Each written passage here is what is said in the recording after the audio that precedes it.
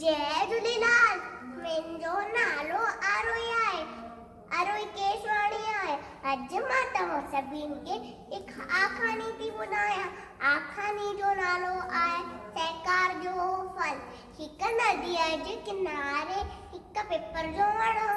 उन वण ते हिकु कबूतर वेठो हो। नदीअ जे किनारे माकोड़ी पई घुमी। ओस्तो छोलियूं वठण सां माकोड़ी पाणीअ में गिरदी वई ऐं गोता भई खाधई। माकोड़ी खे ॿुधणु ॾिसी कबूतर झटपट हिकु पन पटे पाणीअ में फिटक आयो। माकोड़ी पंहिंजे अॻियां पन तरणु ॾिसी उन टिपी वेही रही। उहो पन तरंदो अची किनारे ते लॻो। हिन रीति हुन पंहिंजा प्राण बचाया। मन ई मन कबूतर जा लख थोड़ा मज़ा लॻी।